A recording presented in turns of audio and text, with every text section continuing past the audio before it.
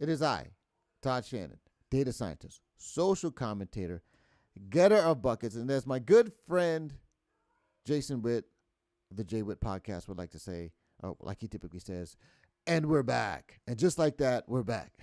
Shout out to the big homie, Jason. Jason, I know that you're watching, so I know you're going to enjoy this broadcast. But listen, today I want to talk about something. First of all, let me just acknowledge something. I am not in my home studio today, my home studio, which is just my office. I am actually traveling. I'm traveling, not abroad. I am here in the United States.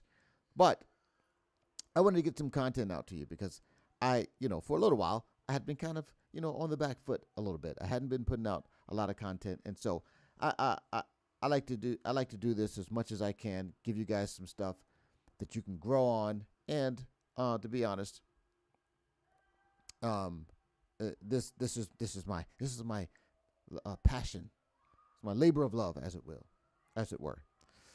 So in any case, the thing that I want to talk about today is one of my favorite topics, as you might have noticed as of late.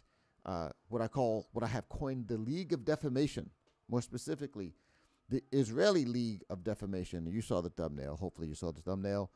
Maybe you didn't, but for those of you later, you will see the thumbnail. The League of Defamation is who I consider Candace Owens, Tucker Carlson, and the quote-unquote comedian Dave Smith. I say comedian because I've never heard him say anything funny. Maybe he is funny. I haven't looked at his stand-up. But anyway, I find his content not all that funny. But they're the Jewish League of Defamation. Why do I call them the League of Defamation? It's because they spend an inordinate amount of their time saying false and defamatory things about Israel. And I think someone should correct the record. Now, I am just one of many voices doing this. And I just have to say this. I get a lot of people out on the interwebs. Like the last comment, some last comment on one of my last videos was like, "Oh, you got paid by APAC or was it AIPAC or something like that?" I suppose that's some sort of Jewish lobbying group. I've heard a lot about APAC as of late, but I didn't know anything about them until recently. People started accusing me of taking money from them. Listen, people, I got a few thousand subscribers, several thousand subscribers. My channel's not that big. I think if APAC was going to if they're going to pay somebody, they'd pay somebody with a bigger audience, okay? But second of all, this is kind of lowbrow, kind of smooth brain, ad hominem attacks. If you had an actual argument, then you would make an argument instead of just saying, "You're getting paid by the Jews, the Jew gold. You're taking the Jewish shekels." It's completely ridiculous. It's low-class nonsense. I don't respect it, and I shouldn't even respond to it, but every once in a while I get roped into, doing that silliness. But in any case, I'm going to talk about this today. We're going to talk about Mr. Tucker Carlson, because the other day we talked about Candace Owens. First of all, let me just tell you before I get into the content here, I want to tell you why I care about this so much. You might say, well, why do you care about Israel so much? Don't you live in the United States? Yes, I do. But one, I will say this. As a Christ follower, I believe that what's happening in Israel has many implications for what I call the prophetic timeline or eschatology. Yes, I do believe. I'm not one of those people that sits around saying we can predict when the Lord Jesus is going to come wrap things up. We cannot do that. We shouldn't be in the business of doing that. Many have had egg on their face trying to do that. However, I do think that there are a lot of things we can glean from understanding the developments in Israel, because my view of eschatology is that Israel and what's happening there will play a very pivotal role in what the Lord Jesus does, and the developments there can be markers for where we are on the prophetic timeline. So that's that. You might disagree with that. A lot of people do. That's okay. I'm just telling you why it matters to me. But second of all, there are some topics in the culture that tend to be what I consider bellwether topics, right? And they're keystone, almost keystone topics, such that what people tend to think about them, you can actually glean a lot about their personal discernment. This is something that I really believe. I really believe that people who get it wrong about Israel get most things wrong, most important things wrong. And I think this is just my view, and you can challenge me and hold me accountable to this if I ever turn out to be wrong in general. But I think that if a person gets it wrong about Israel, I think you basically shouldn't listen to them, right? Not because of the Israel issue in particular, but because you will find that once they start to get that wrong, they get a lot of very important things wrong. And I've shared this on another video that probably tens of you have seen, which is an analogy that I like to use about asthma, eczema, and food allergies. I know about this because I have a child that has all three. And when my daughter was diagnosed with it, the doctor told us that these three things often cluster. And the thing that I found interesting in that is that they all are very different. They couldn't have more divergent manifestations. Eczema has to do with irritations of the skin. Asthma is about your breathing and your airwaves, and food allergies are just weird. Your throat can swell up your tongue, all of that stuff. So you would think that those things have nothing to do with each other, but they all have a common root. And typically, if you have one, you typically have at least one of the others, and quite often all three. And I use that analogy because that's kind of how I believe and how I think about political ideas and spiritual ideas, is that they tend to cluster. Almost no one has it completely wrong on just one thing without having it wrong on other things. And what you typically find is that, particularly when you're talking about the left and the right, or when you're talking about people who are of a certain ideology, their ideas tend to cluster. For example, you almost never see anyone who is staunchly against capitalism that is also a person who is a Christ follower, or who doesn't also have certain ideas about human sexuality. For example, like you might say, well, what does human sexuality and radical environmentalism and or anti-capitalism, like, what do those things have in common on the surface? On the surface, they have nothing in common, but underneath they have a common root. And that's because all political ideologies are downstream of the spiritual things and your worldview. And so they're, again, weirdly enough, people who are super pro-trans also might be much against capitalism. And so that's why I care so much about this issue, because I think it's one of those kind of keystone issues that you can learn a lot about a person's worldview depending on what they espouse. Okay. That being said, now we're going to talk about Mr. Tucker Carlson, because Tucker, unfortunately, Tucker is a curious case. Because Tucker was at one point a person who I really respected. He seemed to be coming around to Christianity. He recently started claiming to be a Christian, although he just did so, maybe 5 minutes ago, because before that he wasn't, making any public declarations of faith. And then once he got fired from Fox, then he started saying, well, I started reading the Bible, and, all of a sudden he's, an expert opining on, exegesis about Israel in the end times or whatever. He doesn't obviously have a deep knowledge of that stuff, but people like him tend to overestimate their ability to grasp topics quickly. So anyway, he falls into a lot of error. But Tucker is an interesting case because Tucker, just like him, and just like Candace Owens, they are promoting what I believe to be obvious lies. And there's a saying that I also like to say, and you're going to notice I have a lot of sayings, which is that small lies or subtle lies test your discernment, but big lies test your character. And the reason why that tends to be the case is because subtle lies are actually, when you fall for subtle lies, you actually have been tricked, right? You have been, it's kind of like the okey-doke, right? You've been outmaneuvered mentally. And sometimes it just takes a little while to kind of think through the implications of a person's argument. And sometimes it might sound really good on the surface, but Then you go, wait a second. I don't know if that's all adding up, right? And so oftentimes it's not just a matter of your logical thinking and your faculties, but rather how well you can understand certain fundamental concepts and apply them in an applied way. And so sometimes you can get tricked, right? So small lies, subtle lies, test your discernment. But obvious lies, things that are obviously false, test your character. And the reason why that is because when something is an obvious lie and you fall for it, that means you were enticed, right? That means you are enticed. And when you are enticed by something, because a lie, people don't believe lies for no reason. People believe lies for their own purposes. And when you believe lies for your own purposes, that means that there's something that accepting that lie allows you to rationalize the pursuit of. And so it's enticing, right?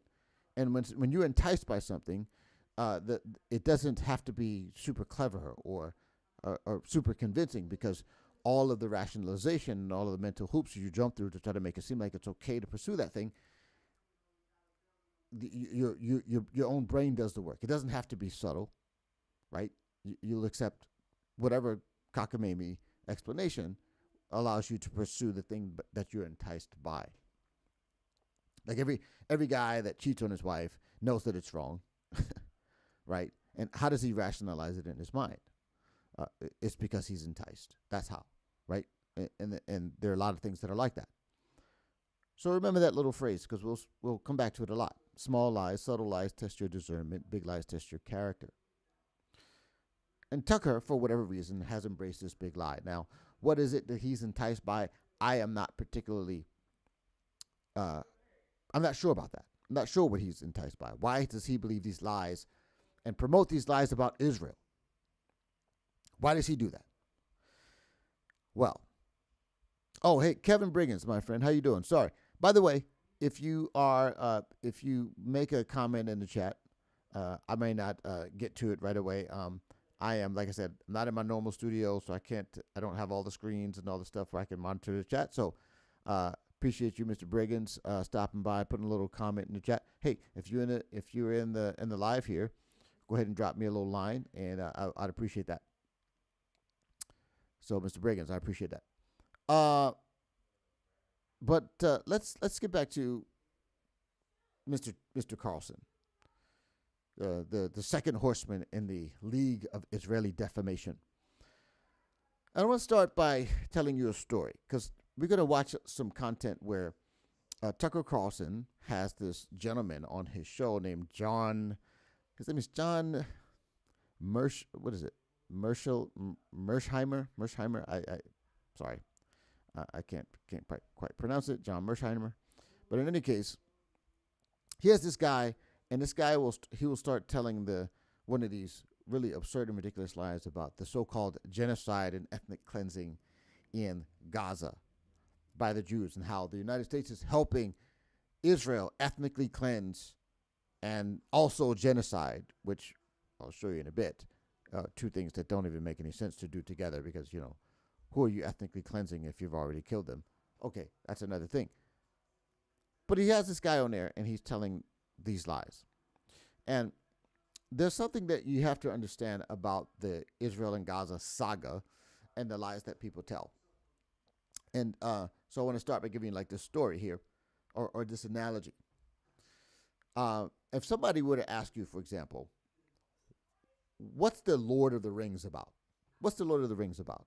If any of you have watched the Lord of the Rings, put it like a thumbs up or a K in the chat, or somewhere in the chat if you've seen that film, right? Or if you've read the book, if you're familiar with the story of the Lord of the Rings. So someone says, what is the Lord of the Rings about, right? Well, the brief synopsis is this. The Lord of the Rings is about a person named Sauron who created this ring, the Ring of Power, right? And this Ring of Power, anyone who wields it, it corrupts them totally, and it gives them this immense power, but it, like I said, it corrupts them. And so when the person wields the ring, they just, use that power in all the wrong ways and all that stuff. So the Ring of Power, which is created by this Dark Lord Sauron. Sauron is always seeking the ring again because he wants to come back to power. He was ousted from power, and now he's trying to get back into power. And so Frodo and the Fellowship of the Ring, so Frodo and his friends are on a mission or on a journey to get this ring, take this ring to Mount Doom and destroy it so that they can make sure that the evil Lord Sauron never comes to power again, because once that person comes to power, they will rule Middle Earth with an iron fist, and there will be misery and suffering and all of the things that come with being under the boot of a brutal, power-hungry, evil person. Okay? That's what the Lord of the Rings is about. That's a very, very simple synopsis, right? Oh, obscurant is a first-time viewer. Hey, you said, am I a dispensationalist? You know what, my friend? I am a dispensationalist. Okay, I'm totally okay if you disagree with that. I get it.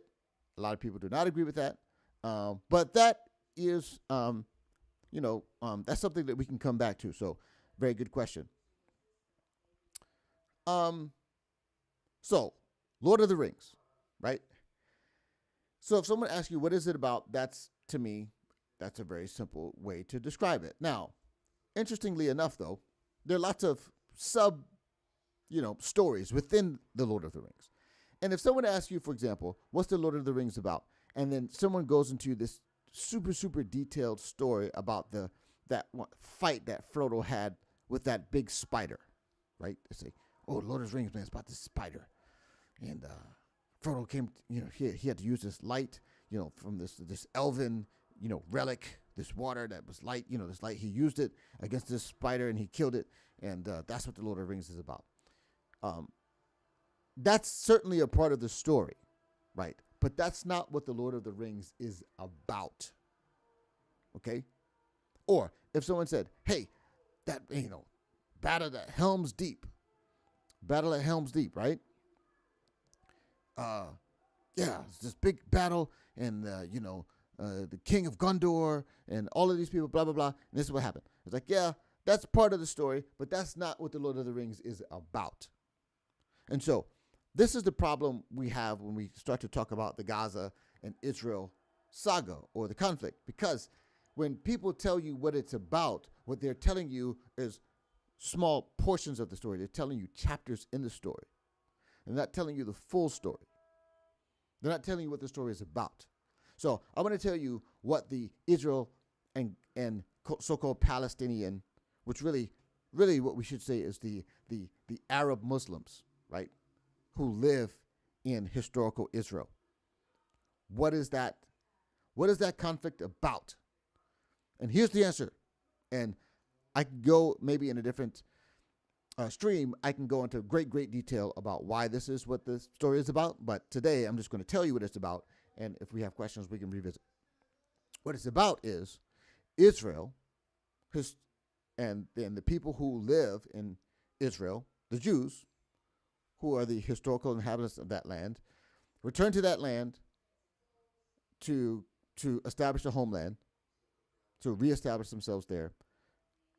And the Islamic Arabs who live there do not want to live in peace with the Jews in the same geographic area. That's what it's about. Okay? That's what it's about. There is a refusal by the Islamic Arabs in that region to coexist with the Jews who live there. Okay? That's what it's about. Now, there are a lot of sub-chapters and there are a lot of sub-stories in that great saga. Okay? But that's what it's about. I'll give you another one. My friend is current. He says, hold on. He says, no judgment, just wondering, in the terms of the Lord of the Rings, you have to reduce it down to the moral base to explain it, as the story is way too big to try to tell like a linear story. Very true. Very true, Obscurant. I agree with that. And that's why, this is very difficult, very nuanced, right? But the broader story, right, is about good and evil, Sauron's evil, Frodo and his fellowship, Lord of the Rings, they're trying to stop the guy from doing the evil thing, by destroying the ring of power. That's what it's about. Okay. But when we talk about Israel, right? Israel, they return to their historic homeland after being granted the right to establish their historic homeland, to reestablish it as a haven, as a place for Jews all around the world to return to, which we call Zionism. And the people, the Arabs, the Muslim Arabs who live there don't want that to happen. They don't want to acknowledge Israel's right to exist. And every effort that has been offered to try to have the Arab Muslims and the Jews in that region live in peace have been thwarted and rejected. Every opportunity to procure peace has been rejected by the Arabs in that land. And that's what the story is about. So anyone who's telling you stories about, supposedly Israel's war crimes, or anyone who's telling the stories about how, Israel is starving and blowing up the innocent children who live in that area, and anyone's telling you stories about the occupation and the so-called apartheid state, they are not telling you the story, even if, and this is a big even if they are accurately describing the subchapters in that saga, or the individual storylines within that saga. If they reduce it to those very, very small sections of it, they're not telling you the truth. Now, that's even if they are actually giving you an accurate account of what actually happened, right? And in this case, however, in this example we're going to watch with Tucker, he's not even doing that. He's not even doing that much. And so I just want to get right into it, because I find this so absolutely egregious, so ridiculous, that I used to have a lot of respect for Tucker, and I just have to tell you, I just don't anymore. All right, so let's have a quick look about this. All righty. So here's Mr. What's his name? I don't know his name. Who cares? John Mearsheimer. All right, let's listen. And if you think about the recent war between Israel... Let me slow this down just a little bit. I'll go at 1.25 speed here. Israel and Iran, it really wasn't just between Israel and Iran. No. It was Israel and the United States against Iran, right? Clearly, right? And the United States had a huge number of military assets in the Middle East, right, that were there in large part to help the Israelis in their war against Iran. Well, if you think about it, it makes perfectly sense, if you're a supporter of Israel, to want to make sure that the United States has a large military, and that it is willing to use that military, and that if need be, it can help Israel if it gets into trouble. I didn't hear any reference to American interests in that description. Well, when it comes to Israel, right, and what Israel needs, right, that has little to do with American interests. Right? All right, so let me just stop right here, because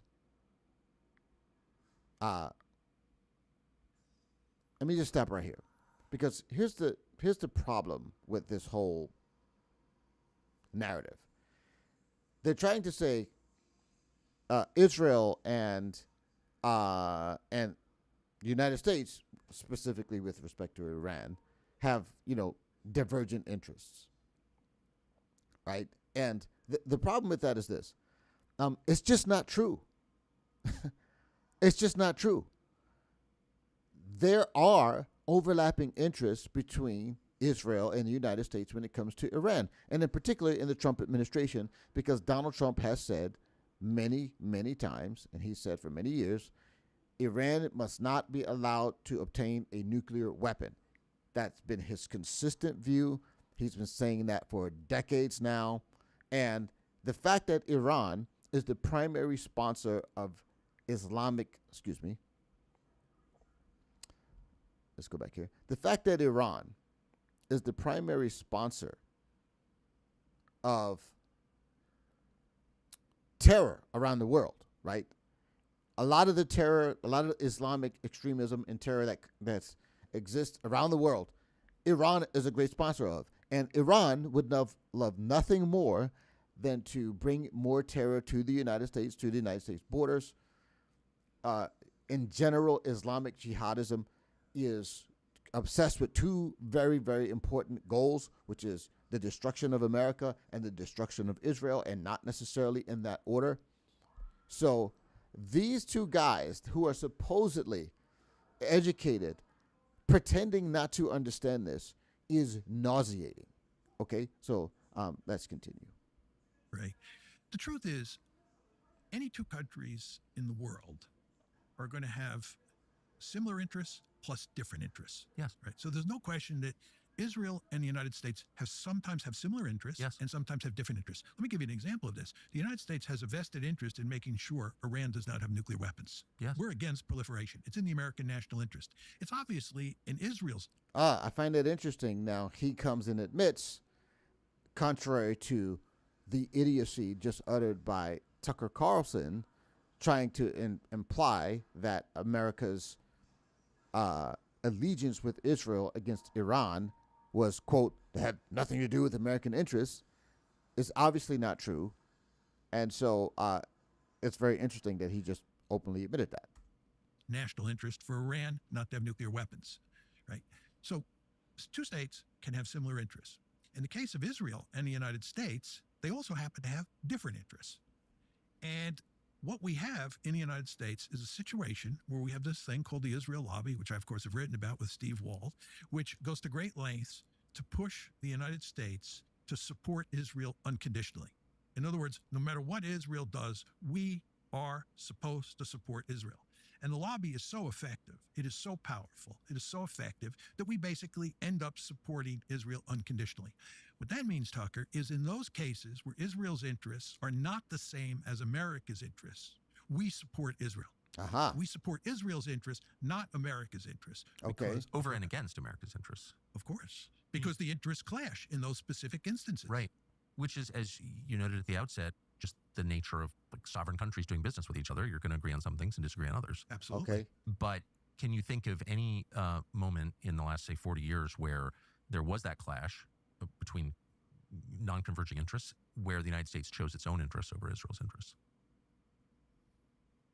No. Okay, so I find this is interesting. Now, as you listen to this, you're going to notice he's saying that they're presupposing something that they haven't actually demonstrated to be true, which is that there's some obvious divergent interests between the United States and Israel, and, that in those cases, whether there was divergent interests or not, the United States still went along with Israel. Now, you're going to find conspicuously absent from this conversation is an actual enumeration of what those divergent interests are. In other words, they don't even say what those supposed divergent interests are, but they presuppose that they exist, and yet they provide no evidence that you've actually done that. Very interesting. Let's see if we give him some more time to talk, will he actually substantiate that silly claim? I can't think of anything that fits that description. I mean, one could argue that Israel wanted us to fight against Iran in 2024, that they tried to bait us into attacking Iran in April and then in July. And as I said before, the Biden administration did not take the bait. Can you think conversely of instances where the U.S. government chose the interests of a foreign? So then he just said, Israel was trying to bait us into a war with Iran. There again, once again, how can Israel be trying to bait us into a war with Iran against our interests when it, in fact, as he already described, it is in our interest to stop Israel from getting a nuclear weapon or obtaining nuclear weapons, which presumably we would do what we needed to do in order to stop that. And I would imagine that would be up to and including war if necessary. And I'll come back to that concept because Tucker seems to be taking on an anti-war posture, very similar to Dave Smith. But anti-war is kind of like being anti-gun. Like, what does that even mean? You know, you don't want to be anti-war anymore. You want to be anti-gun or anti-anything because there's a time and place for everything under the sun. We don't want to be anti-war if war is necessary. We don't want to use guns unless guns are necessary. No one's advocating that people go out and shoot people, but we have the guns in case we need to shoot people, and sometimes you do need to shoot people. Power over and against its own interests and its people's interests. Besides the Israeli case? No. In the case of Israel, you know, we're allied with Israel informally, and you know they want us to do something that is hurtful to us, does not help our interests at all, but we do it anyway. Can you think of examples of that? Two-state solution is the best example. Every American president since at least Jimmy Carter has pushed forcefully for creating a Palestinian state. We have long believed that the best solution to the Palestinian problem, which is the taproot of so many... Hold on. Before I let him finish this, I just noticed that my good friend, my new friend, Obscurant, has another comment. He says, the reason why John is right is because the Iran and USA were in talks when they used that to allow Israel to sneak attack. Also, nuclear proliferation in the military sense and civil sense are different. So, Mr. Obscurant, if I'm understanding you correctly, you're saying, let me just read this comment again and make sure I understand it. The reason why John is right is because Iran and the USA were in talks when they used that to allow Israel to sneak attack. Okay. So you're saying that, if I'm understanding Mr. Obscurant, or you could be Mrs., sorry, I don't want to assume your gender, that Israel, so basically it was against our interest to allow Israel to sneak attack them? Is that what you're saying? Because I don't think I agree with that characterization. I think that if in fact it was the United States' objective to destroy, as it was, and as I've already kind of explained, if it was our objective to destroy Iran's nuclear program or the development of it, that they would actually be in favor of a surprise sneak attack by Israel, so long as our troops were not involved, right? So that they could weaken Iran so that we could finish off the job. That could have just been a strategic, course of action that they took. So I don't agree that it was against our interest. I guess maybe you might be thinking, well, that could have pulled us into the war with boots on the ground or whatever. And I think that's not necessarily true. Okay, so so we should have waited for the talks to finish Sunday in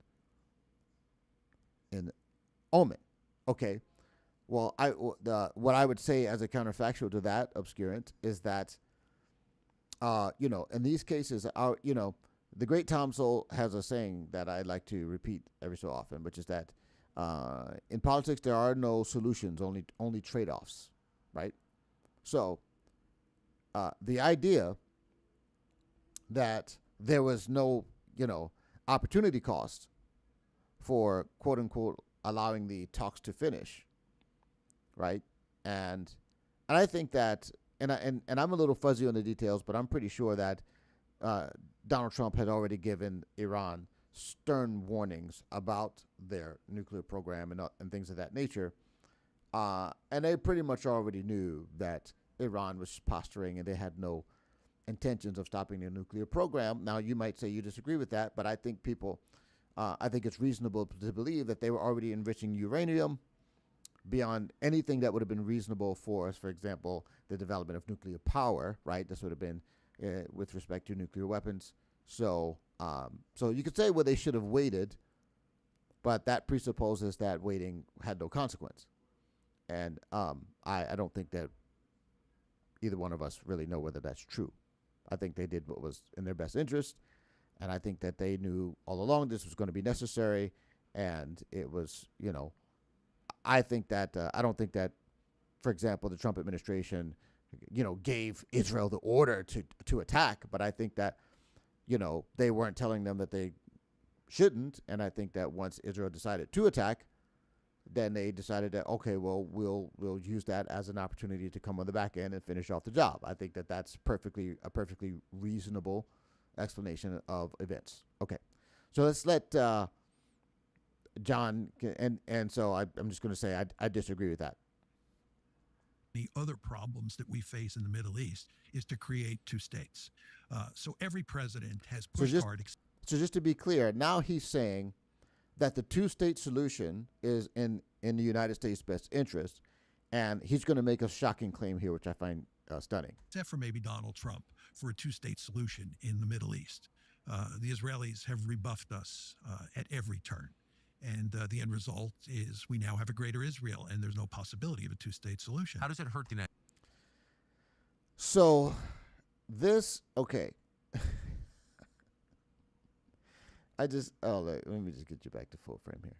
I find this an absolutely stunning and absurd claim, because now he's saying that the reason why we don't have a two-state solution is because Israel has rebuffed our attempts to facilitate that. And this is so ridiculously ahistorical that I can't even begin to explain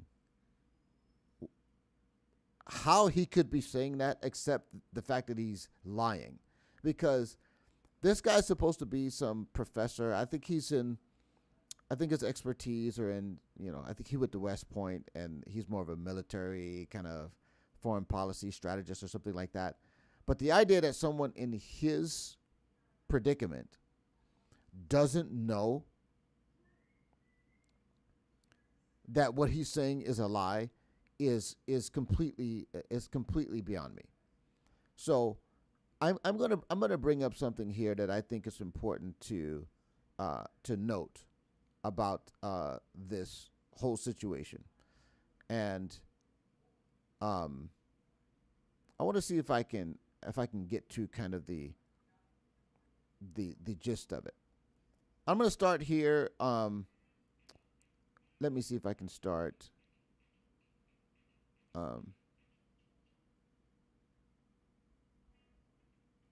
So let me just go back here. So we're gonna watch some of this. You know what? I've got time today. We're live streaming. Why not just watch the whole daggum thing? Okay, this is about an 11-minute video. So this claim from John Mersheimer is that Israel is the one stopping the two-state solution. That's his claim. Okay. All right. Let's see how well that holds up.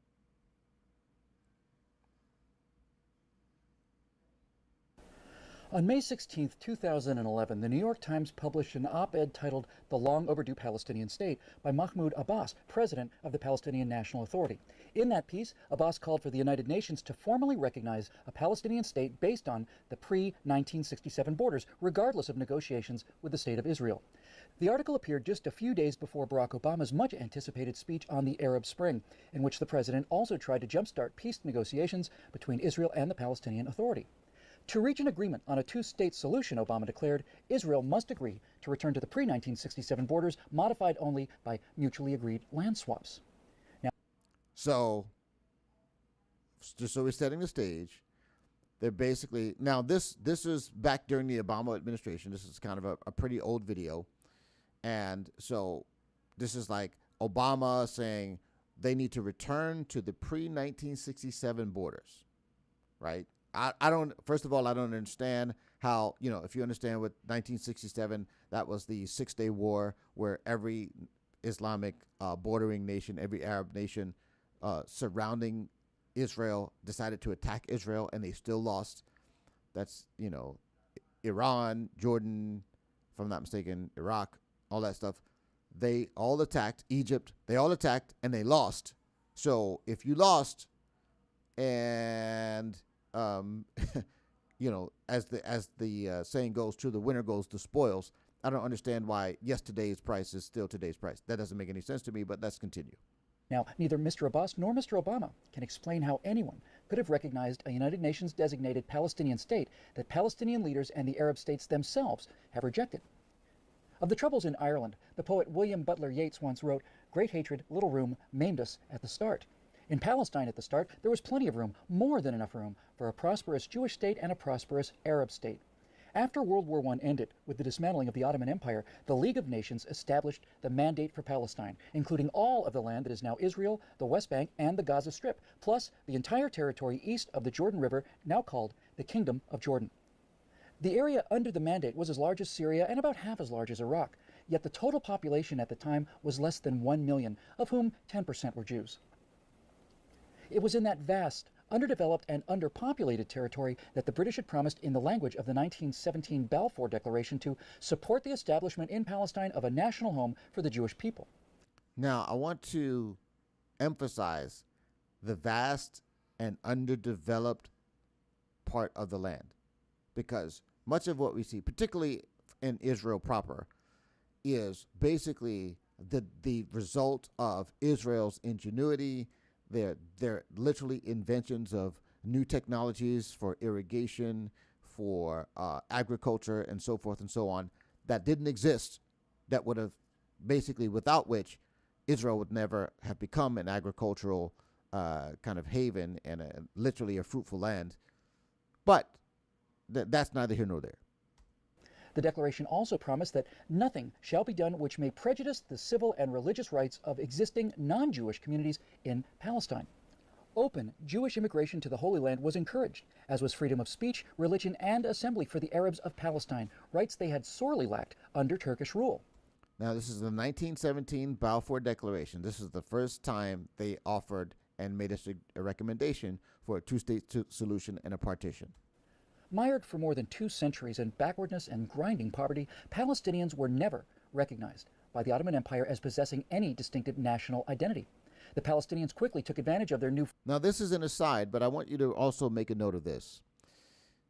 The fact that the so-called Palestinians, which is itself a colonial term, were never self-governing, they were never self-determined. The Ottoman Empire previously ruled them.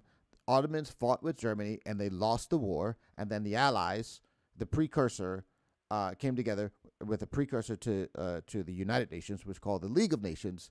They were deciding, okay, what are we going to do with this land? What are we going to do? How are we going to divvy it up?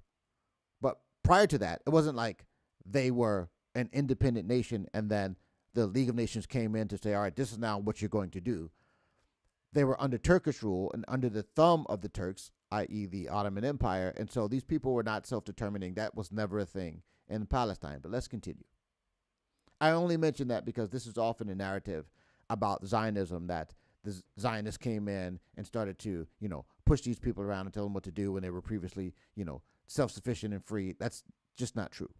Freedom to speak bluntly, demanding a stop to the Jewish immigration, which had just begun. Said one Arab representative during the Paris Peace Conference, "We will push the Zionists into the sea, or they will send us back into the desert." Aref Pasha Dajani, a Palestinian leader from Jerusalem, warned that it is impossible to live with the Jews.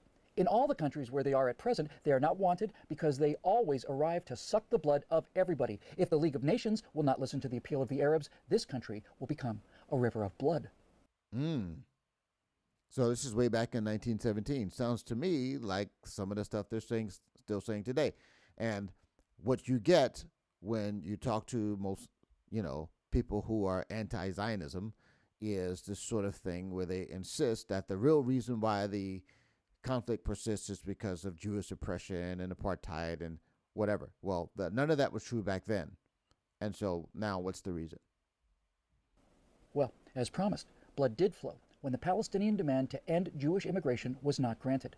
Jerusalem was the first flashpoint for regular Arab attacks on Jewish communities in April 1920. Palestinians from nearby towns poured into the old city.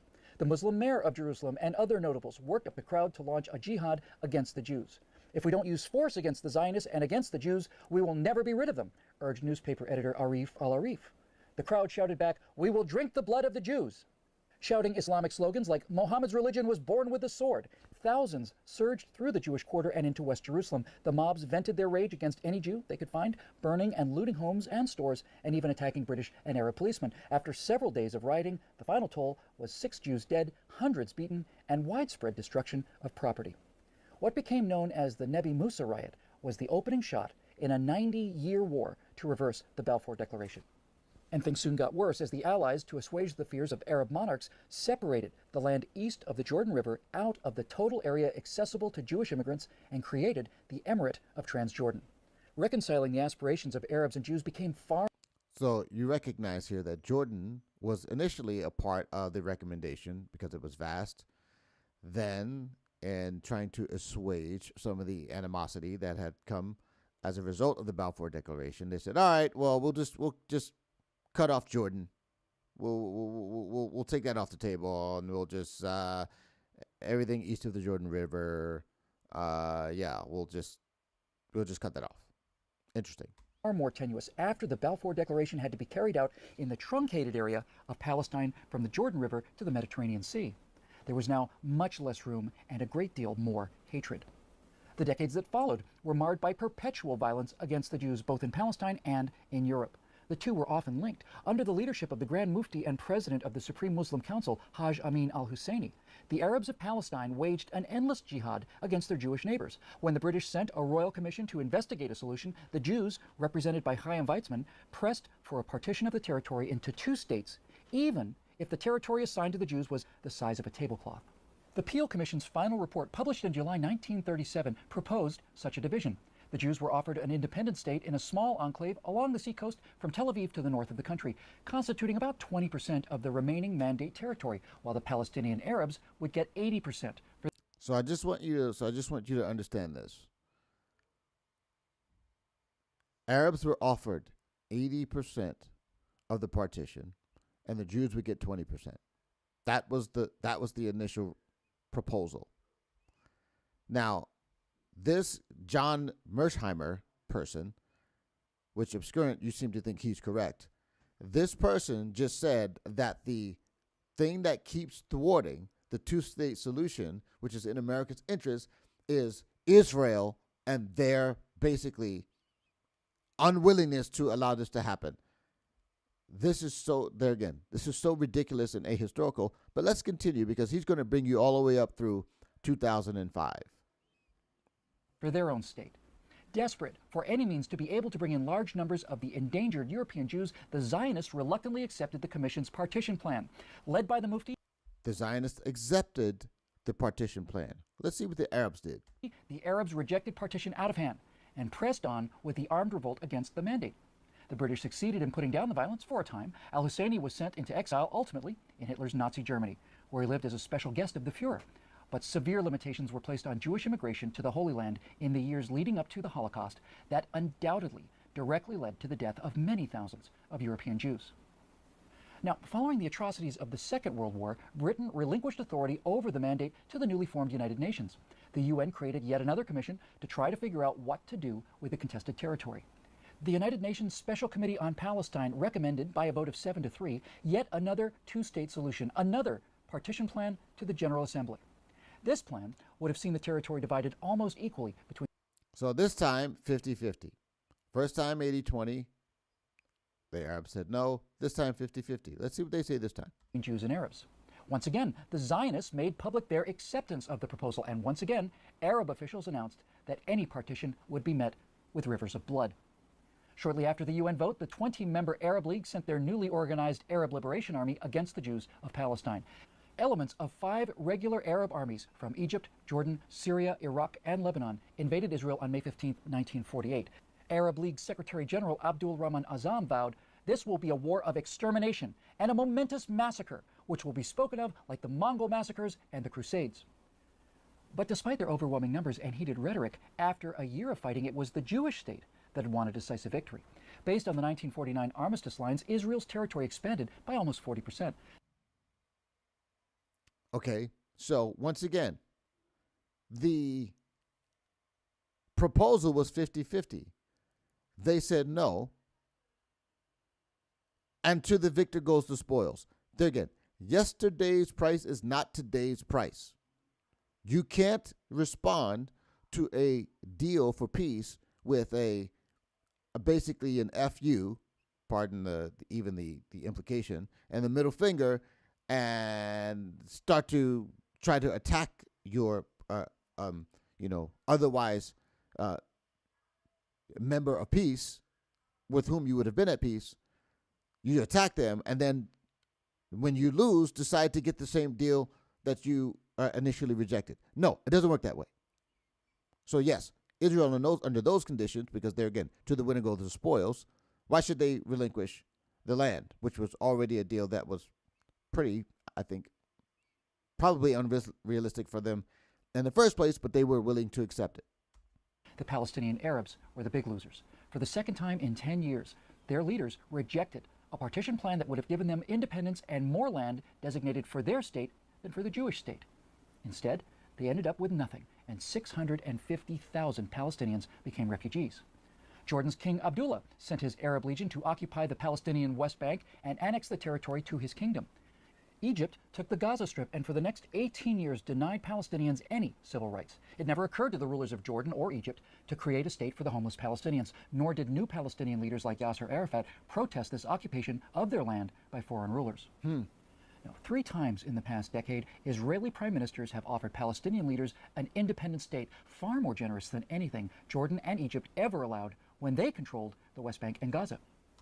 So let's just think about this. So they've already rejected 2 proposals for a 2-state solution, both after each rejection responding with acts of war. Okay, but he's going to document 3 other times where they were offered the land by Israeli prime ministers, and it's going to be rejected. Okay, my friend Obscurant, he says, what about the Nakba, or the Stern Gang, the Irgun, and the Haganah, and all those other groups?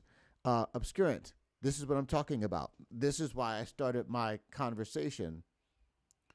This is why I started my conversation about with the Lord of the Rings. And I say, what is the Lord of the Rings about? Right? And so the question that I'm asking here is, what is the Israel-Palestine conflict? What is it about? What is the primary characteristic of it? What keeps it going?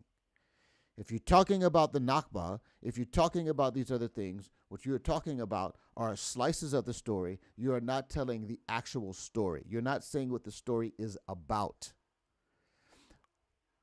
If I'm showing you, these are all documented history. These are all incontrovertible facts. If I'm showing you that the Arabs in the land were offered their own state side by side with Israel, and they said no. Right? They said no, and then they started a war. And then they were offered it again, and then they started a war. And then 3 other times, which we're going to show you, they were offered even more opportunities to be self-determining and to have their own state. And they said no, and then responded with acts of war. Then you talking about the Nakba is like telling me that the Lord of the Rings is about the battle at Helm's Deep. No, it is not. The battle at Helm's Deep is one part of the story. Frodo's fight with that big spider is just part of the story. Okay? Frodo actually choosing Gollum over his good friend Samwise Gamgee, that's just part of the story. Yes, that happened, but that's not the story. So Obscurant, just try to follow along, okay? Because unless you're disputing the facts that I'm showing you, then what you're doing is changing the subject. Okay? At Camp David in 2000, Israeli Prime Minister Ehud Barak agreed to the border suggested by President Clinton that would have established a West Bank Gaza Palestinian state with some territorial adjustments and with the Palestinians getting East Jerusalem as their capital. For his part, Palestinian Liberation Organization Chairman Yasser Arafat walked out of negotiations, went back home, and launched the Second Intifada. Invoking Islamic Jew hatred as justification, the Palestinians conducted a 3-year brutal campaign of suicide bombings against Israeli pizza parlors, wedding halls, and discotheques. In 2005, Israeli Prime Minister Ariel... Okay, so that was during the Clinton administration. Now, check this out, because this one is, to me, is the most critical. Sharon decided that it was against Israel's security interest to govern the 1.1 million Palestinians in the Gaza Strip. Sharon dismantled all of the Jewish settlements and pulled Israeli forces back across the 1967 borders between Israel and Gaza without even any land swaps. As an added bonus, Israel left the Palestinians a thriving flour export industry to help jumpstart the local economy. The Palestinians' response to this generosity? Now, I want to kind of talk about this here because this is such an important thing to understand. the Jews, Israel left in Gaza 3,000 greenhouses that would have allowed them to basically have a thriving industry of flower exporting. And this is what I'm talking about, some of the technology and the development in Israel that basically didn't exist before Israel inhabited the land. They left that for them. I mean, these assets were worth tens of millions of dollars in infrastructure. And you know what they did? Well, let's just watch. Well, first they destroyed the donated greenhouses, and then they launched a war of missiles and rockets against civilian targets in Israel. In a September 2000. Now, maybe that's an oversimplification, because my understanding is I don't think they destroyed all of them, but they destroyed a good many of them, about 40% of them from what I understand. And I can double check that. But what they actually did was they ended up looting and rioting and kind of destroying a lot of the property. And so a lot of that infrastructure became completely useless. And what they could have used it, and this is an important point to emphasize, they could have used it to basically start industries that would help people there get jobs and to boost their own economy so that they can become self-governing. But no, these people were bent on war, and there was no idea that there was going to be peace, even after Israel forced its own people out of the Gaza Strip. And these people did not want to leave, by the way. So there's that. In an 8 meeting in Jerusalem, then Israeli Prime Minister Ehud Olmert presented President Abbas with a detailed map of a future Palestinian state that, with land swaps, would constitute close to 100% of the territory of the West Bank and Gaza prior to the June 1967 war. Olmert also offered to divide Jerusalem, enabling the Palestinians to locate their capital in the eastern half of the city.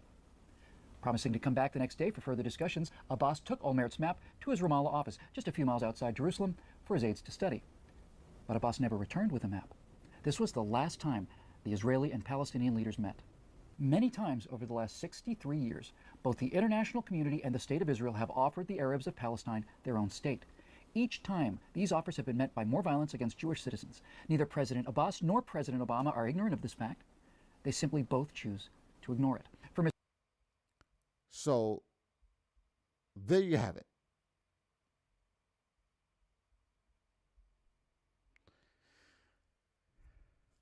There you have it. There is no version of reality where it can be said that this two-state solution hasn't happened because Israel has been the one in the way. This is a lie. And this John Mersheimer guy, I can't understand how it's possible that someone in his position doesn't know that to be true. Let's go back here, because I want to make sure we understand what this guy is saying here. End result, the Israelis have, for maybe Donald Trump, create two states. So every president has pushed hard, except for maybe Donald Trump, for a two-state solution in the Middle East. The Israelis have rebuffed us at every turn. The Israelis have rebuffed us at every turn?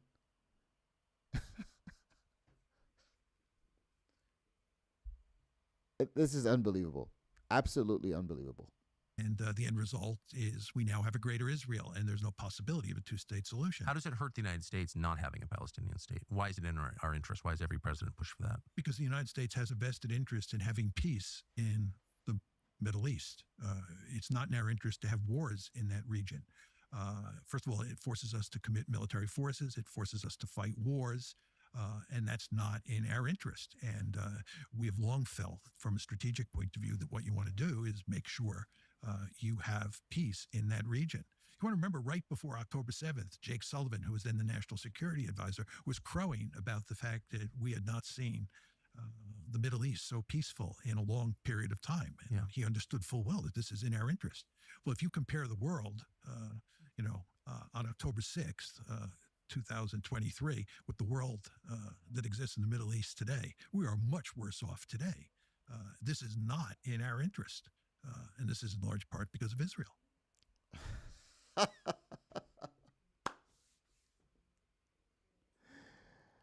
Absolutely unbelievable. Here's the question that I have, hey, I'm gonna just kind of come back full frame here. Do you think it's reasonable that Tucker doesn't know that what this guy is saying is complete and utter nonsense? And this is what I'm saying. I know that this John Mersheimer guy, I know he's the one saying it, but Tucker's not pushing back. And Tucker has to know. I mean, I'm just some random guy on the internet who has a full-time job and a family, and even I know that what this guy is saying is complete and utter nonsense. Even I know it. I'm not some scholar. I'm not a professor. I don't teach at a major university. I'm just a guy with a microphone who happens to be live streaming while I'm out of town for one of my son's basketball tournaments, and so I wanted to bring some content to you guys. How is it that Tucker Carlson, with all of the resources and all of his time in media and all of his access to research, how is it that he doesn't know that what this guy just said on his program is an abject, absurd lie? How is that possible? The answer is it's not possible. Tucker is lying. And this is why I make him a part of the League of Defamation. That superhero gang that just spreads lies and misinformation about Israel. It's a lie. I just showed you that it's a lie. 5 times, no fewer than 5 times, where the so-called Palestinians, again, that's a colonial term, we should say the Arab Muslims in the region, 5 times they were offered a 2-state solution. And the first time, the very first deal, was extraordinarily good terms. Now, I'm going to let this guy continue to hang himself because this guy is quite a piece of work, Mr. Mersheimer. He's quite a piece of work. And this is just a strategic dimension. We're not even talking about the moral dimension. I mean, the Israelis are executing a genocide in Gaza, and we are complicitous in that genocide. Now it's going to get When you interesting. say it's a genocide, what do you mean? Well, if you look at what the definition of a genocide is, right, it's where one country tries to destroy either all or a substantial portion of another group, another ethnic or religious or national group, for the purposes of basically destroying that group identity. That's what you're talking about here. Okay, so he says that the definition of a genocide is when you try to destroy a group based on their ethnic identity or somehow or another. Okay. At some point, we're just taking words and we're just abusing language in a way that is completely untenable. Words have to mean something. Here's the question I'll ask you. Is it feasible or is it possible for a group to be having a genocide committed against them while simultaneously the group superintending over their supposed genocide is allowing that same group's population to grow? In other words, if you're trying to genocide a group of people, their numbers should be shrinking, right? There should be fewer and fewer of them. Okay. Now, let me just for a moment here, let me see if I can get my good friend ChatGPT to confirm some things that I'm thinking, because I think that our good friend ChatGPT can let us know whether or not there's actually any genocide happening in Gaza. So I'm going to ask my good friend ChatGPT. I'm going to say, can you tell me what the population growth has been in Gaza over the last, let's say, I'm going to go since 2005, right? Because 2005 is when Israel pulled out of Gaza, right? And this is when only quote-unquote Palestinians or Arabs, Islamic Arabs that live in Gaza. So no Jews in Gaza. So what has been the population growth since then? Okay. So ChatGPT, can you tell me the population growth, what the population growth has been in Gaza over the last 20 years? Please cite your sources and double check your answers with at least 2 sources. Okay, so I'm telling ChatGPT, don't hallucinate, don't give me any bullcrap. Okay, let's see. ChatGPT is thinking. It says, here's an overview of population growth in Gaza Strip over the past 20 years from 2005 to 2024-25 using 2 independent sources. So it says, in 2005, there was 1.3 million. In 2010, there was 1.5 million. In 2015, there's 1.7 million. In 2020, there was 1.9 million. And in 2024, there are 2.1 million people in Gaza. That's an approximately 64% increase in population. You don't believe me? Here. Let me just share my screen so that we can double check what I'm saying, because I don't want you guys to think that I'm making stuff up. Let me just bring you side by side. This is according to my good friend ChatGPT. Thank you, ChatGPT. ChatGPT says, okay, it says World Population Review City Facts Data. So they got this from Wikimedia Commons. It says World Population Review City Facts Data. Okay. It says note appears to refer to Gaza City rather than entire strip. Still, we see an annual growth rate of about 3% cumulative. So 3% a year annually. So within the Gaza City, there's been about a 79% growth. Very interesting. What is the best estimate? The Wikimedia /Common Data, Toner Search 1, refers to the Gaza Strip in its entirety, showing growth from 1.3 billion in 2005 to 2.1 million in 2024, a 64% increase. The City Facts data appears to count only Gaza City, not the full strip. So growth rates and demographics. Okay, so there is no version of reality where there's not only growth, but robust growth in the population of Gaza since 2005. Okay, so we can put that to bed. So what's this guy talking about when he says there's a genocide?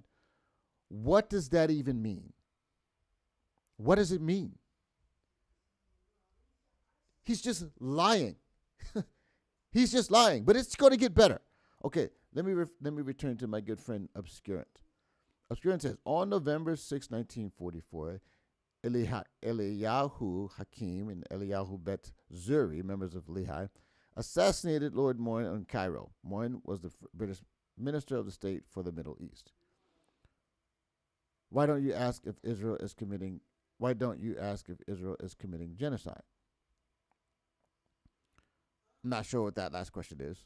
I just demonstrated to you, Mr. Obscurant, if you've been watching, that Israel is not committing genocide, because that's a completely absurd concept if the increase in the population over the last 20 years is 64%. Okay? That just doesn't make any sense. Mr. Obscurant, can you tell me any meaningful definition of a word genocide where the people being genocide are increasing in number? I mean, maybe we can just go to Google and just I don't know, what's the definition of genocide? I mean, we have to be able to have common sense understanding of genocide definition. Okay, so I'm thinking it's going to give me, to be quite frank, these answers are only as good as the computers and the people programming them. But genocide is the deliberate and systematic destruction of a nation, ethnic, racial, or religious group. It involves acts intended to destroy, in whole or in part, such a group. The term, coined by Raphael Lemkin, encompasses not just physical killings, but also actions aimed at destroying a group's culture, identity, or ability to reproduce. That's very interesting. I would think that if they wanted to destroy their culture, that they would use subversive tactics like we see. I suppose then that if, for example, if China wants to introduce propaganda into the United States to destroy our culture, our way of life, our living standards, like, for example, if they had like this app that basically pumped a bunch of poison and garbage into the minds of our young people to the tunes of millions and millions and millions of videos a day using an algorithm that reinforces the degeneracy and the cultural decay that will only lead to our subversion and destruction, I suppose that China would be said to be trying to commit genocide against the United States. Is that true? By the way, there is such an app. It's called TikTok. It's called TikTok. If you go to if you go to China and you use their version of TikTok, you will not find, for example, the sort of degeneracy that you find on the USA's version of it. Mr. Obscurant, let me get back to, he says, what about all the times Israel mowed the lawn in Gaza? Okay. Let me ask you, Mr. Obscurant. Why do you always answer my question with a question?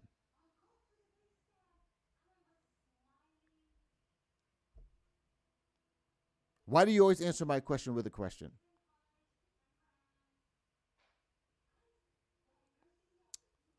You see, I go back to my original point here, which is, what is the Israel-Gaza saga conflict? What is it about? Why does it persist? Does it persist, Mr. Obscurant, because Israel is, quote, mowing the lawn? I mean, I could do this all day. You tell me, Mr. Obscurant, why is it in 2005, when they were offered the entire Gaza Strip and an entire cottage industry of a very lucrative and very prosperous flower exporting business, why did they destroy it? Why do the people in Gaza, why do they take the pipes out of the ground, right, and use them to build rockets? Why did they do that? Why do they spend billions of dollars of the aid that they get internationally building underground tunnels for their war machine instead of investing in their infrastructure, like education and schools and hospitals and things of that nature? Why do they do that?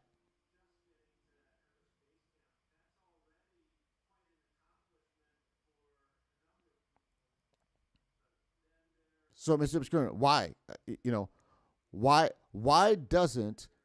won't the people in Gaza, why won't they take all the billions of dollars that they get in aid and stop using them to stockpile rockets? By the way, why do they continue to shoot rockets into Israel? Why do you think they rejected all of the at least the minimum 5 opportunities they were given to have their own state? So you're saying, Obscurant, okay, let's just be clear here. You're saying that they rejected the 2005 offer because Israel still had a blockade? That's what you're saying? I have to be honest with you, Mr. Obscurant. I'm going to move on because you're precisely this type of person, if I'm just being honest, you can't be reasoned with. You can't be reasoned with. If I can just say, quite honestly, you're being intentionally obtuse. What you're saying doesn't make any sense at all. You talking about 2005 as if we're not talking about a 90-year saga. There's never ever been one actual offer of peace or a two-state solution that those in Palestine have ever agreed to. Not one. And there's also not one that Israel hasn't agreed to. What is your... Okay, Mr. Obscurant, I'm done with you because there again, you keep answering my questions with questions. And this is the reason why This is the reason why people, what your whole point is to intentionally. I want to give you another story here because this is really important. This is really important. I played basketball in college, and everybody who's played at a high level, because everyone, when you play a sport, you always aspirationally want to make it to whatever the next level is. So if you play in middle school or junior high, you want to get to high school and play JV or varsity, right? And if you get on the team, then you want to start, right? And then if you start, you want to be like, well, now I want to be the best player. And if you get to be the best player, then now you want to be able to play at the next level, which is college. And if you get to college, you want to go to the pros, right? So everyone aspirationally wants to get to the next level. But inevitably, you always find there's one or two guys who didn't quite make it to the next level, and they have some story like this. Hey, man, I would have played in college, man, if it wasn't so much politics, man. The coach didn't really like me, right? Or they say, oh, man, I could have started on varsity, man, if it wasn't politics, man. Coach didn't really like me. I'd let the team scoring, man, if it wasn't so much politics, coach didn't really like me. Let me just tell you a little bit about my story, because I was one of those kids when I was young. When I was in the 10th and 11th grade, I was like, man, I would be on a team, man, but coach didn't really like me, man. I was actually, my coach, his son actually was just a year older than I was, and we played the same position. And it was always my kind of thought and reasoning that the reason why my coach didn't let me play is because he favored his son, right? It's the easiest explanation in the world. Hey, this is this coach. He wants his son to get all the shine so he can push me aside. And I always thought that if it wasn't the case, then I would have gotten more opportunities. And, the truth is that there may have been some truth to that, but here's the full story. When I was in the 10th grade, I failed. Oh, when I was in the 9th grade, I should say, I failed my English class. I know, I'm so articulate now, it's impossible to believe. But I failed my English class, so that means I technically repeated the 9th grade, because English is a core class, you have to have it to pass.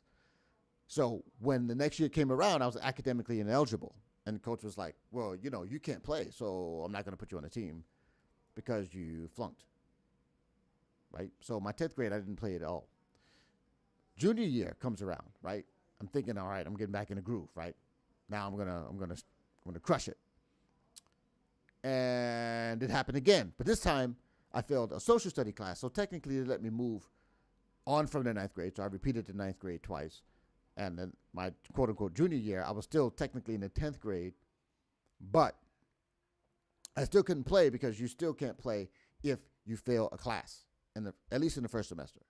So he did put me on the team, but I didn't play because I couldn't play the first semester. And then the second semester, when it came around, that was when we were a really good team. We were basically state championship contenders. And by the time I was eligible, he still didn't let me play. So I was fuming, right? I was just like, man, I was so angry. And I was thinking, it's because he favored his son. That's why he didn't let me play. And the truth of the matter is that the fact that I was on the team at all was actually him showing some generosity, because one thing I know at this point, and now I understand, is that as a coach, what you don't want to be is you don't want to be in a situation where you put some kid on the team, he's taking up a roster spot, and you don't know when he's just not going to be available because he can't take care of what he needs to take care of off the court. Because the truth of the matter is that, for example, my third year in high school, technically my junior year, but in actuality, my sophomore year, if I had failed again in that first semester while I was, still on the team, then not even the second semester I would have been available. So he would have had some kid on the team the whole year that he couldn't play because of academic problems. Right? So the truth of the matter is that even though it was plausible that he was just showing his son favoritism, and even though I could have played the second semester of my junior year, he didn't put me in the games because he was like, well, we've already kind of got this group going. We've got a really good team. We've been winning without you. I want to make sure that we can, I can see if we can continue this in case we don't need you. we can continue this going. So that was always my mentality. But here's the interesting thing that happened, and this is the point of this whole story. My senior year, I finally got it together. I didn't fail any classes. And by that time, my coach's son had already graduated. So we emptied out. My coach's son was gone. And that was my turn. And that year, when I got that opportunity, all of the bullcrap excuses about the son being there and the coach not showing me the right favoritism and all of that stuff, all of that went out the window because right then I had the opportunity. That was my chance. No more excuses. And when I got that opportunity, I absolutely killed it. I absolutely killed it. I came out like gangbusters, destroying everyone in my path. Because what I was saying to everyone is like, man, I know I can play. I know I can do this. I just need the opportunity, right? I was saying that. And if that was true, then once that opportunity presented itself, then the only thing that should have happened was the thing that I was telling everyone. I'm telling you I'm a bad boy. I'm telling you I really got game. And when that opportunity presented itself, the fact of the matter is all of that stuff in the past and all those excuses had to go out the window because right then I had the ball in my hands and either I could make a play or not. And I went on that year to score 20 a game. I was the best player on the team. I was the best player in my region. I got a Division I scholarship off of 1 year of basketball because it was true what I was saying. All I needed was a chance. And this is what I get so sick of people doing, with all due respect to you, Mr. Obscurant. I get so sick of people making excuses for why the people in Palestine and in Gaza haven't gone and done anything with all of the resources they've been given, with all the opportunities for peace, with all of the opportunities that they've had to start to focus inward and to actually build a self-sufficient, thriving society where they can be prosperous and at peace. You always want to point the finger, but you can't tell me that in 90 years, they haven't had a single opportunity to say, you know what we want to do? We want to focus on peace, and we want to become a thriving, prosperous, independent culture who is not obsessed with the downfall of the Jewish state. It's a stupid and ridiculous lie. And even if it was true at times, which is why people like Obscurant, who are intentionally obtuse and I believe deceived, it's why they keep always bringing up all of these little incidents. Because, you know, I could do the same thing. I could say, you know what, my coach, he didn't put me in the game when I was a junior, and I know I was the best guy. I didn't suddenly come from a guy who was not good enough to get on the floor to all of a sudden the best player in a 50-mile radius. I didn't make that big a jump from my junior to senior year. I was really good when I was a junior. And I could sit there and make excuses about, oh, I didn't have the opportunity. But you don't need 100 opportunities. You don't need 10 opportunities. You just need one. That's all you need. And if you're telling me that in 90 years, the people in Gaza or the people in Palestine didn't have any opportunities to seek peace and to become an independent, sovereign nation, you are lying. You are lying. You are intentionally lying, and I don't respect that. I don't respect it. I really don't.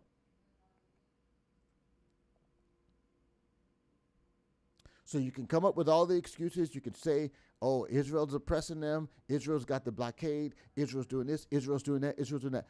When do you're telling me in 90 years, they never had an opportunity to build on and to actually seek peace and become prosperous? There's no version of reality where I'm going to accept that. It's a lie. If that's who really those people are, if they're really people who want peace and prosperity, then eventually that will come out.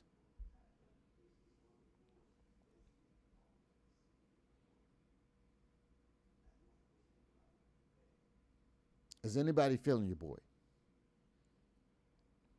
Now I'm going to go back to Mr. John, whatever his name is, with his lies and deceit, because he just talked about the Israeli genocide, but he's also got another interesting take, which I find quite incredible. And then we're going to end the live stream here. Let's hear Mr. Mersheimer tie himself up in a knot to tell lies. I think that that's the definition of genocide.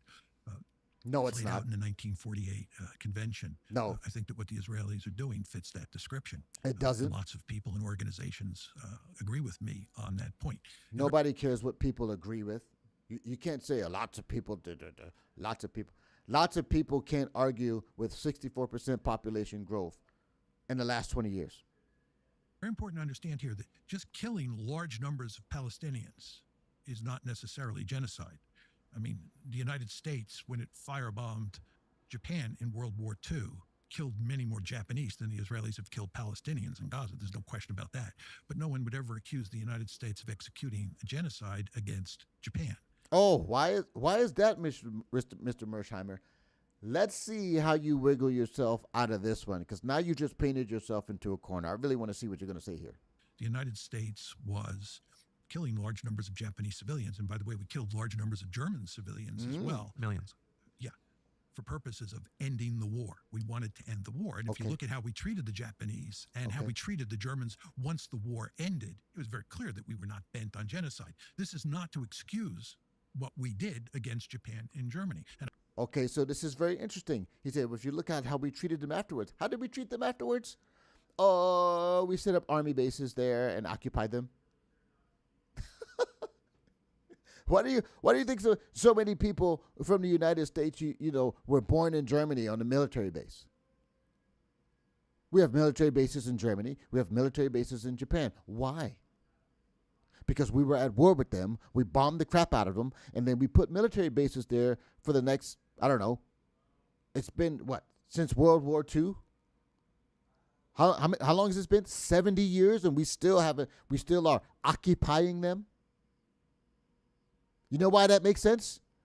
Because when you just subdued a hostile territory and a group of people who were bent on destroying your culture and civilization, you don't just say, you know what? Go ahead and have at it. We're going to just not pay attention to what you guys are doing and give you an opportunity to build your war machine again to try to attack us again. No, we don't do that. We're going to sit here. We're going to be right here, just monitoring things to make sure you don't get any crazy ideas. Oh, but Israel, God forbid, they have a blockade to stop Gaza from smuggling in rockets to launch over into across the Israeli border. God forbid. God forbid they would have a presence in the West Bank, a strategic point that makes them vulnerable to attacks. God forbid. These people, it's incredible to me. And I do believe we murdered, I would use the word murdered, large numbers or millions of Japanese and German. Okay, so now he just contradicted himself. So we didn't genocide them, but we did murder them to the tune of millions.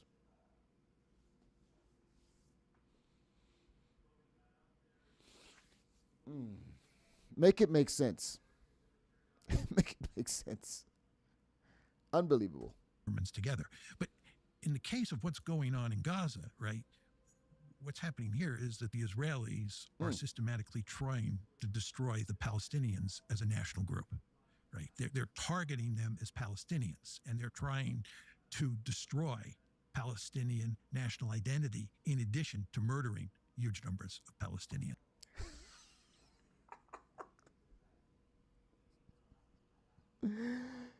The League of Defamation strikes again.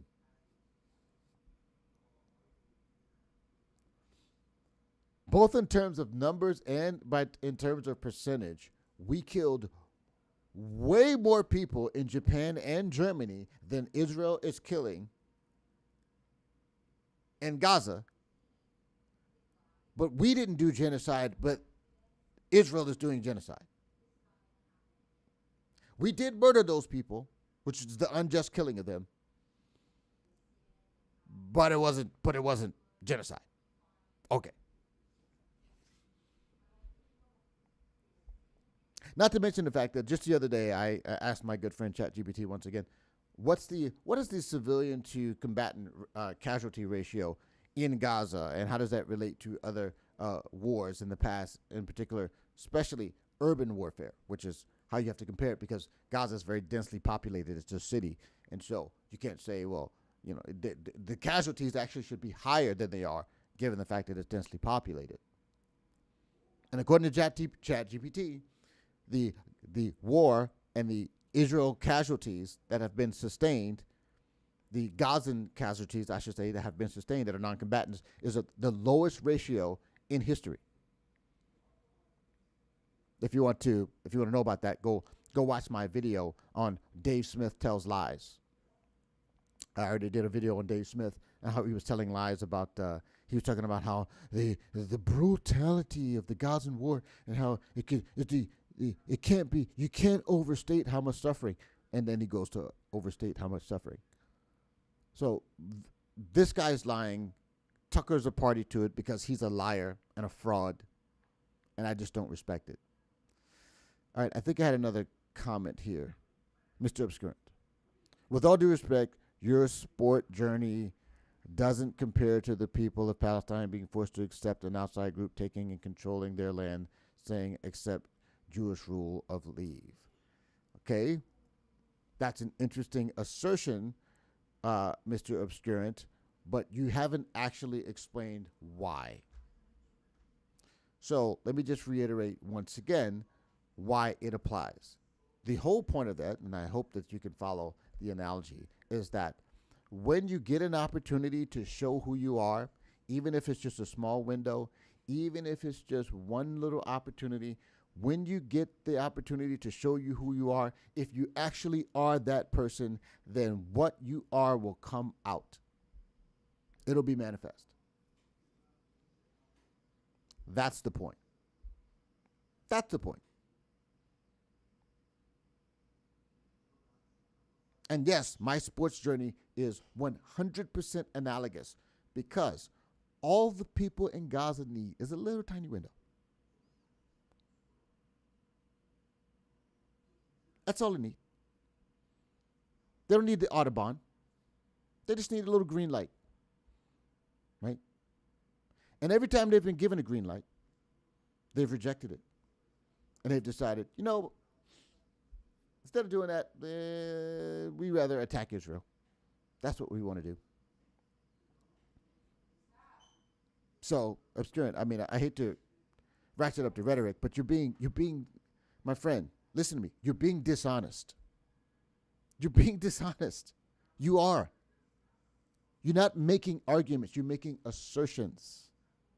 You haven't explained to me why the people in Gaza have had precisely zero opportunities to build their own society and to focus on themselves instead of building their war machine against Israel.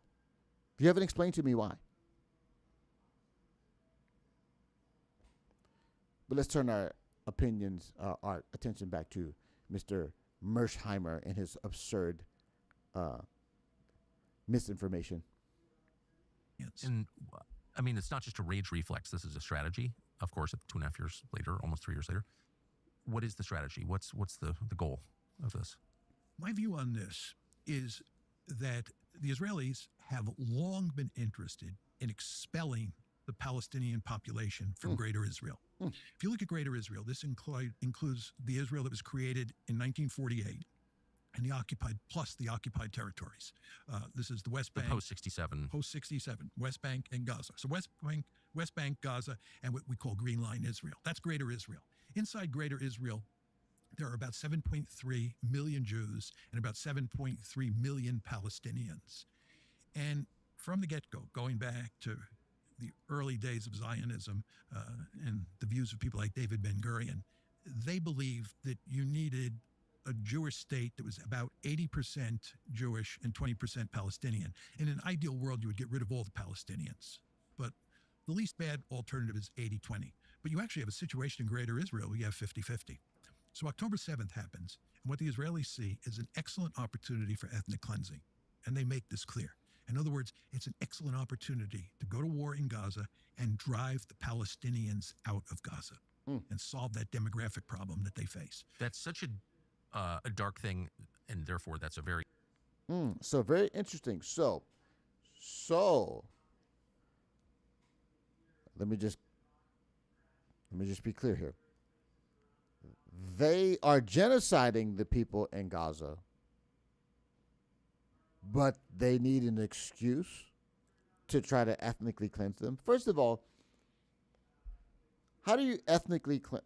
It's like, it's like if I said, you know what, there's somebody that lives, and I'd say I own a property and somebody lives there as a tenant, and I say, I want these people out, right? I want to get rid of them.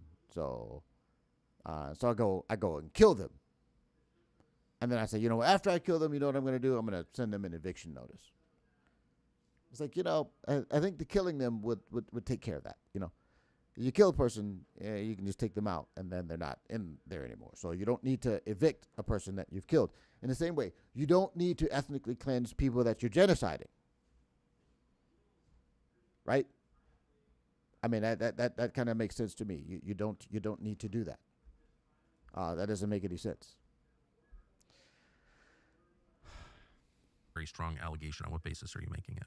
Oh, there's just a huge... Now here, Tucker's trying to pretend like he's being objective journalist. Oh, you're making an allegation. On what basis are you making that? Amount of data that supports this. There's a huge amount of data that supports this. Let's see if he's specific and points that out. In the Israeli press, they have been perfectly willing to make this argument loudly and clearly. Oh, yeah. The issue of genocide, which I'll get to in a second, is a different issue.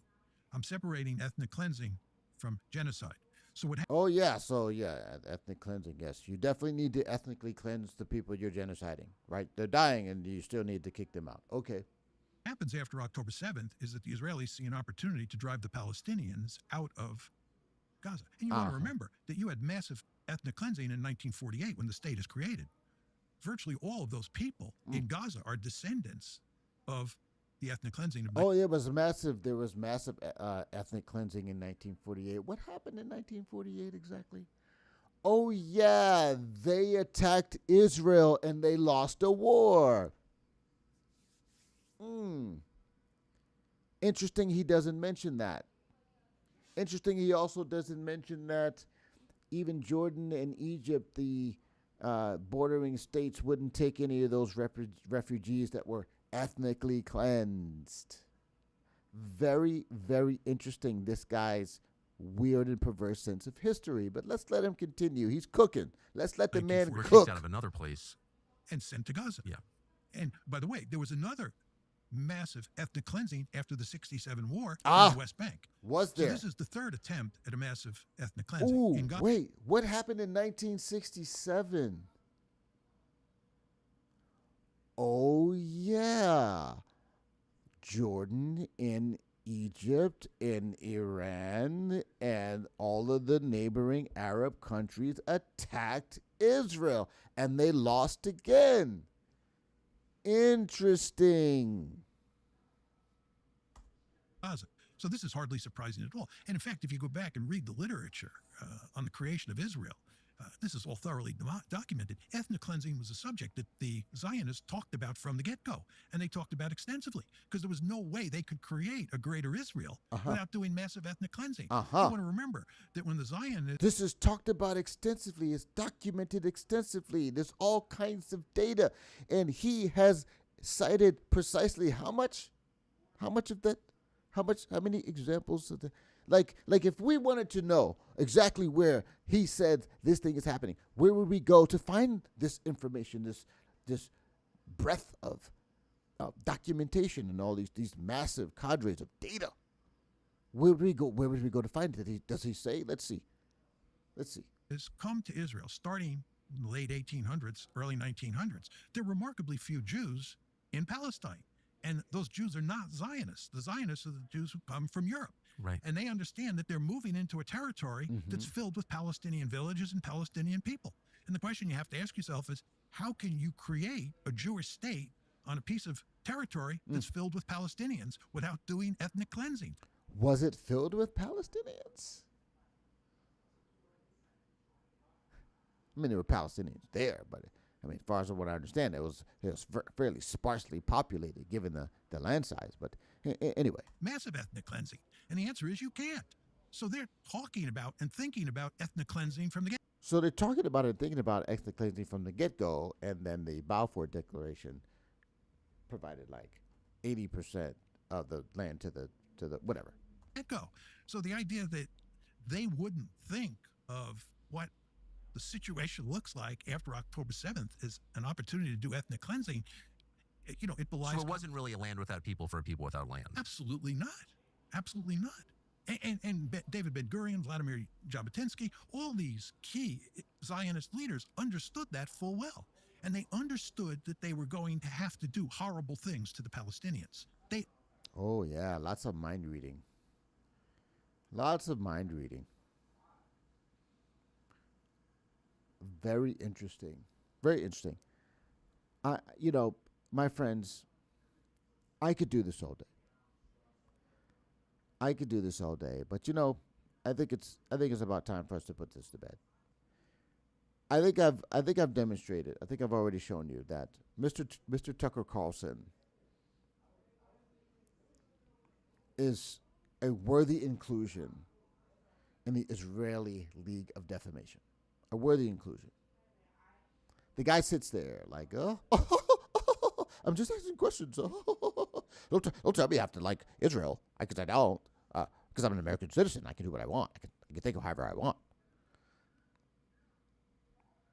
No, Tucker. I mean, you're lucky. I mean, you're welcome to believe nonsense and false ideas, bad ideas, because you're an American citizen. That doesn't mean we have to listen to it or that we have to accept it as anything that is true or full of veritas. You're just a liar. And it's really sad what Tucker has become. It's sad what Tucker has become. Mr. Obscurant, I appreciate you engaging with me, even though you frustrated my efforts to speak with facts and logic, and have you accept those facts and logic. You demonstrated you're quite obtuse, and I think intentionally so. But it's one mind at a time. Maybe one day you'll look back at this and you'll say, that Todd Thinks fellow was talking. He was saying good things. He was talking right. But in any case, I think we're going to end the stream. We're going to end the stream. I appreciate you people stopping by. And I think that it's really important that we get these things right. I'll say what I said at the beginning. It's important. This issue is important because it's kind of a linchpin issue. It's one of those things. It's to me a bellwether issue. When people get the Israel issue wrong, and as you can see how easy their lies are to pick apart, when people get this wrong, they get a lot wrong. And I think you should be wary. It is my opinion that you should be wary of anyone speaking this nonsense and lies about Israel, because these people have been enticed by a very big lie. And I don't know what they're being enticed by, but the lies are so pungent, they're so obvious that I think that it's a character issue. I really do think it's a there's this weird lust to be a Jew hater and to be anti-Zionist and anti-Israel. But I think the Lord, just like the Lord allowed the people during the time of Christ to be baited into hating Jesus for no reason and to crucifying him to the benefit of all who would come to believe in him. I think there is God's sovereign hand is at work in allowing the weird and the completely unreasonable Jew hatred fueled by lies to continue to mount, because I believe the Lord's going to show himself strong and to prove his word true in this whole situation, and we just have to endure it. But we do have to know what the lies are. And so, my friend, I appreciate you stopping by. Again, I'm out of town, so I don't have all my fancy little intros and outros and stuff like that, but I appreciate this. If you like this video, please go ahead and like, share, and subscribe. And let me know if you like more content like this. I'll do more lives. And I love the opportunity to interact with you guys and to answer your questions, monitor the chat, so forth and so on. But I really appreciate everyone who stood with me so far. And I'll look forward to seeing you in the next one. Until next time, my friends, God bless you.